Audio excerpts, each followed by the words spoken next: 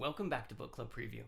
I'm Michael, and today we're looking at Ender's Game, Chapter 3, Graph. It starts off, of course, with two people just talking about Ender. We don't know who they are, but they talk about Ender. We need to convince Ender to come join us, and if we can't, we'll lie to him, and if lying doesn't work, we'll tell him the truth. He says the whole thing kind of depends on Ender's love for his sister.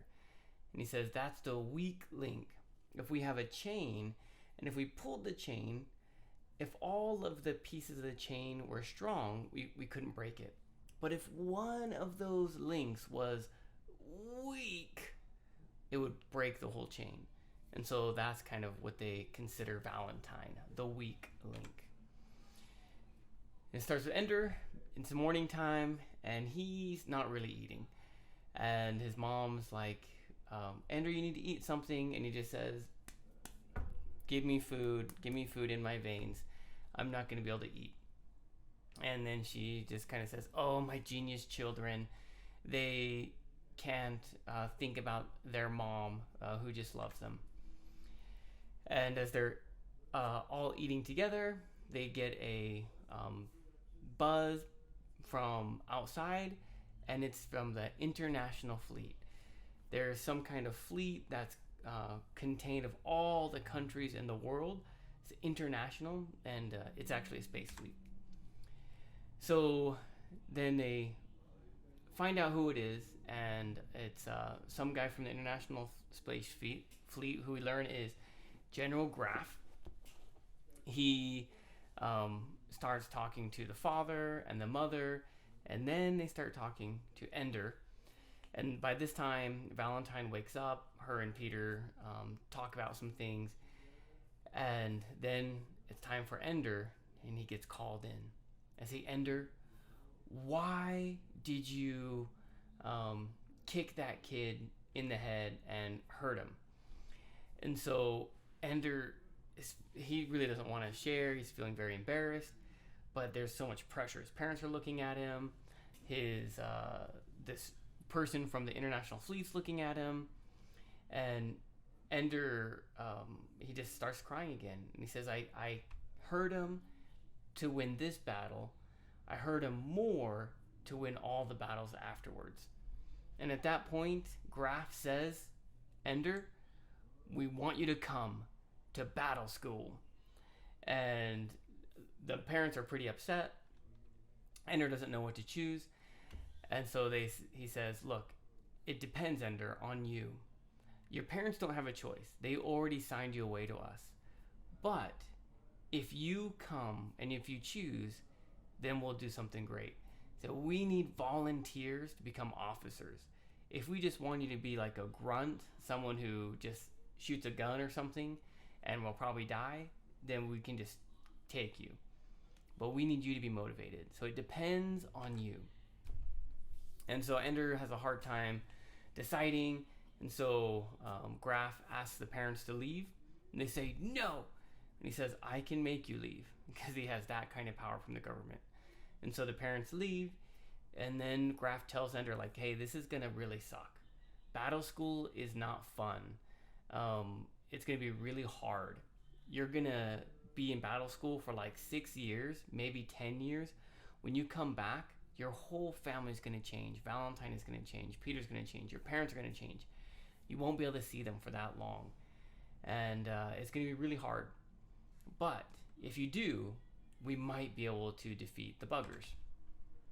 And Graf also talks about Ender's family a little bit. He says, at this time on Earth, people should only have 2 kids. And that's like every country, except for a few countries that let people have as many kids as they want.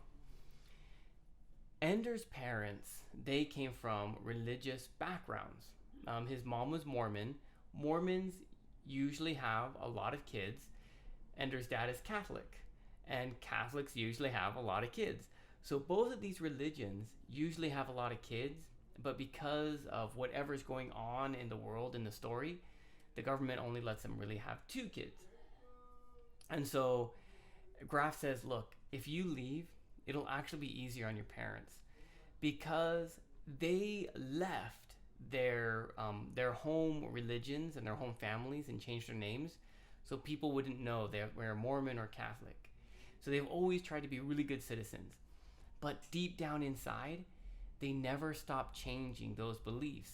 He says, in fact, when your brother was born, when your dad first got your brother home, the first thing he did was baptize him. And Valentine, he did the same thing, and with Ender, they did the same thing. They baptized him. When that happened, each time, mom and dad got in a big fight. Why? Because mom wanted to baptize them Mormon. It wasn't because the act of baptism, it was because of their religious beliefs. And so he says, even though they're trying to be really great citizens, they still have these beliefs that make them want to have more children and things like that. So you, Ender, being number 3, kind of hurt them because they're trying to be normal, but then they have a third, and they kind of think about, man, I really think we should have more kids, but then they can't. And so that is always causing them stress. So then Ender says, okay, I will go. I agree. Let's go to battle school. It's going to be tough. It's going to be really hard, but let's do it. And Graf describes battle school a little bit more. And really, the changing factor that really I think makes Ender decide is that, Ender, we need you.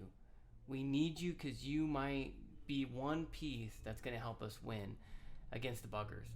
So Ender accepts, the parents find out, everyone finds out, and he heads off towards battle school. A lot of vocabulary. Beckon. Beckon is like, come here. Hey, over here. Moron is someone that is stupid. Juvenile is someone that is not an adult, younger than an adult, usually like a child or maybe even a teenager. You're not a child, but you're not an adult. Instinctively is automatically. Extenuating is a situation that can be forgiven. So in this situation, the government has a lot of power and they can do things. And the reason they can do it is because there's a circumstance that allows you to forgive or allow that to happen because it's such a dangerous situation. So extenuating.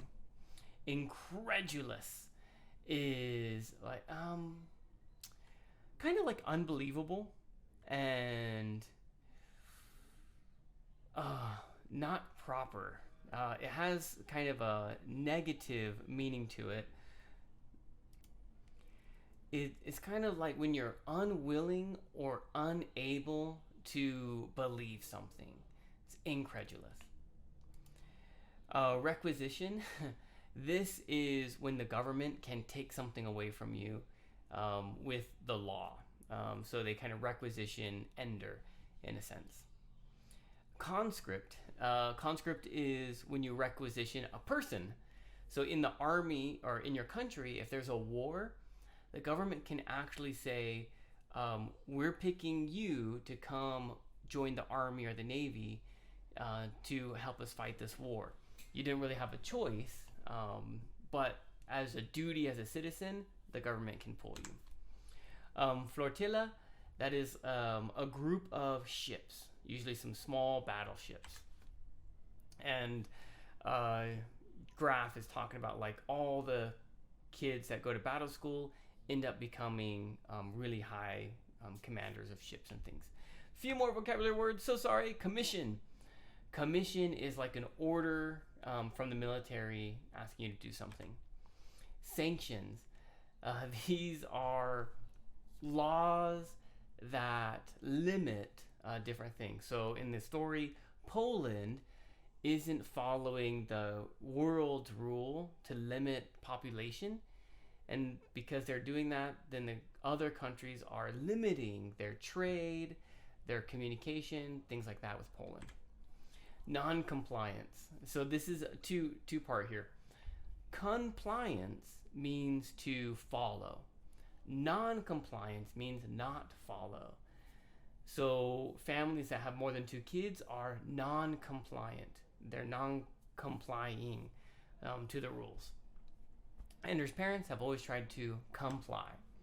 Ambiguous is not detailed, unsure, vague, not clear. Circumvent is to kind of go around. So, like if there's a problem, you kind of go around the problem. Assimilation is to gather all the knowledge or experience to be together. Resent is this feeling of inside anger towards something or someone. Unstintingly is generously giving, like unselfishly is another way. Selfish means you want it, and so unstintingly is generous, giving away. That leaves us with our discussion question. Would you, if you were Ender, go to battle school or stay on Earth and have maybe a happy life? That's all the time. Oh, also, please make your own discussion question. That's all the time that we have for today, but thank you so much for joining me for this episode of Book Club Preview. I'll see you soon. Bye-bye.